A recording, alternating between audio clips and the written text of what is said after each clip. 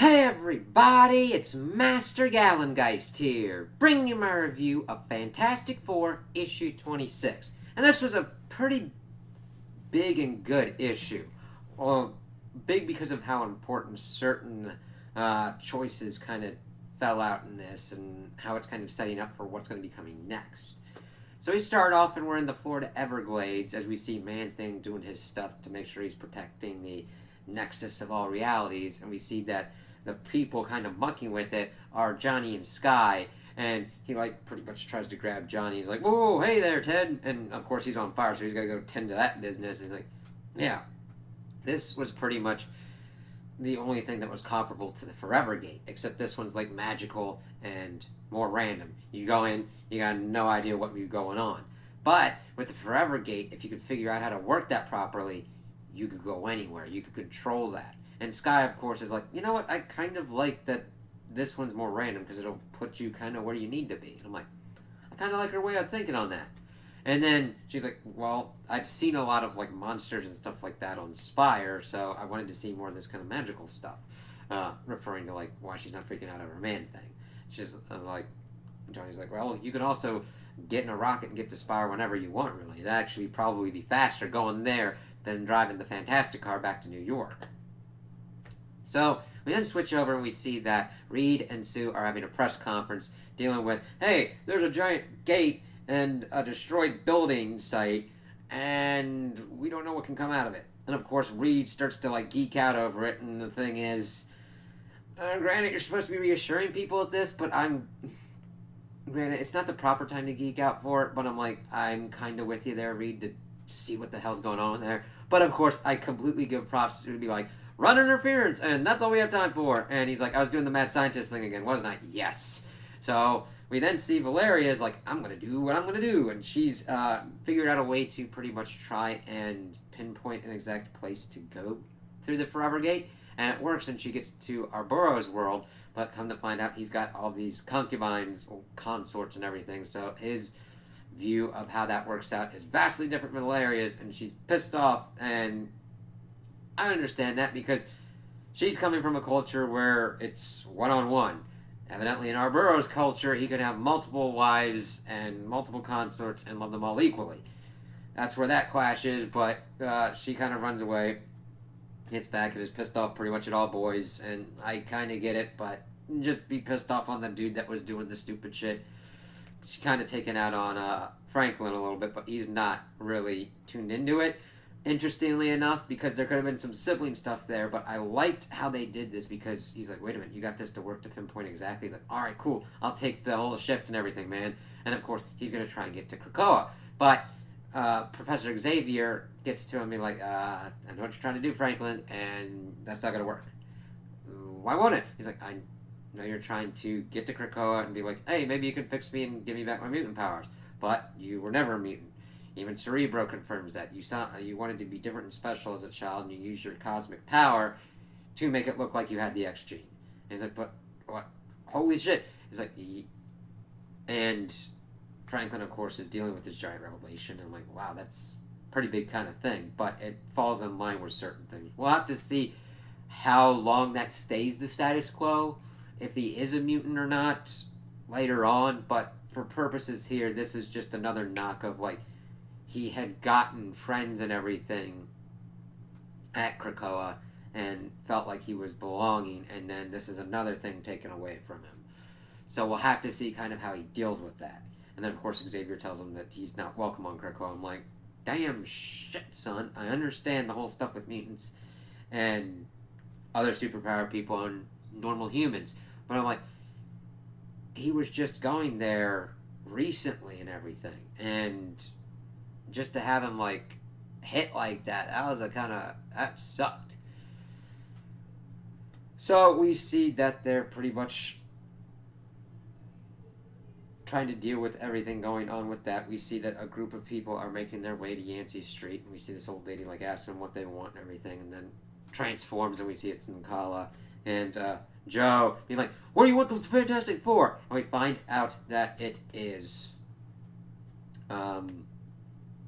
the Power Pack Kids' parents and Onome from Wakanda's father? Yeah. And they just wanted to know what was going on with their kids. And like, yeah, okay, let's do this. Of course, Valeria is able to tell them everything about what's going on with the Forever Gate because she's, well, I don't know if it's Valeria or Franklin, but they're like, hey, we got a device that we can do this. So Reed's able to rig up a beacon and pretty much sets it out for the Future Foundation to be like, hey, you guys want to come home and all that shit? And they're like, yes, please. And of course, they pop in. We get reunions and everything. Of course, the Power Pack kids, all the rest of the kids in the Future Foundation, Ricky Barnes from A Counter Earth. Thanks, Franklin, for, of course, creating that reality and all that. He's like, wow, this is kind of weird. But we see that Dragon Man's like, yeah, can we kind of like crash at your place? And like, yeah, sure, of course, you guys are cool. I'm simplifying Reed's over polite, no, not over polite, but his way of usually bringing people into it. Bentley, the dude's like, yeah, we kind of need some help here. And Dragon Man's like, Bender's my friend. And of course, Bentley is like, hey, Valeria, Mr. Company, and everything's like, yeah, you too. And we see that it's kind of setting up that Bentley would like to get to know Valeria a little bit more. At least that's what I got from the art thing going on there. So they're doing all that, and they're getting everybody pretty much set up into a new thing, and we see that it shifts over to Johnny and Sky kind of taking over guarding the gate. And, of course, that's because Elijah, this Skrull lady who had who's got the nickname the Laser Fist, had come in with the Future Foundation as well because they found her. And of course, Sky gets all freaked out because it's like, yeah, that's my ex-wife because she was shapeshifted at Alicia. So, what? And now, granted, I don't believe that Sky is really overreacting to the situation. Now, granted, Johnny has a fucking hellacious history, so I do not envy him pretty much trying to explain this to people. But she's like, sees, of course, Nkala and Joe, recognizes why they're important, and of course, Ben and Alicia's like, these are our kids. The Emperor of the Kree Skrull Alliance said so. She's like, what? They got together? You gotta fill me in on this stuff, so I gotta stay here. And then, of course, it shifts over to Johnny explaining the whole situation to Sky being like, what the hell? Granted, I kind of amped that up, but she's like, what the hell, man? And of course, she starts going over, even into overdrive on that, because Johnny has a device that is making the soul band visible. She's like, that is the highest insult. But of course, that gets cut off because the beacon had pretty much let other beings be like, hey, there's that. And they start walking through. And of course, it's thought that this is an invasion, but like, Valeria is going, no, they probably use ships for that stuff. These people are walking here. And they're like saying something. And they're trying to make sure that it doesn't get really crazy.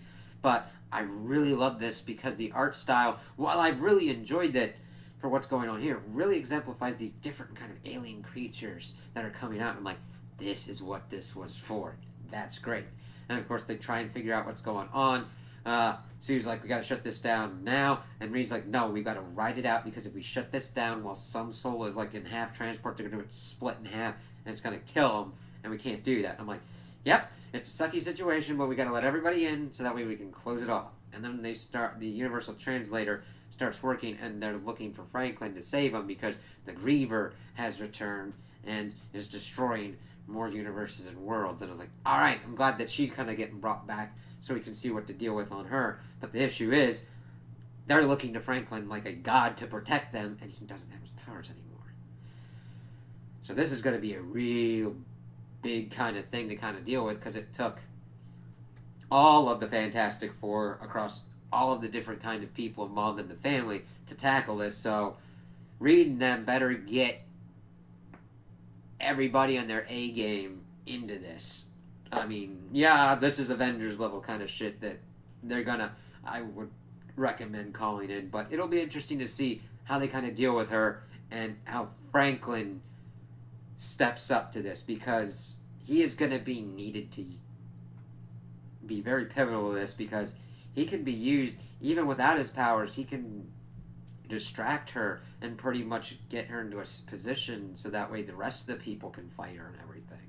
So he'll probably be feeling really let down that there's this giant threat now. He used it on a threat that he thought was going to be even worse because it's from a higher plane of existence. And then the Griever comes back. He's like, damn, I'm going to need my powers.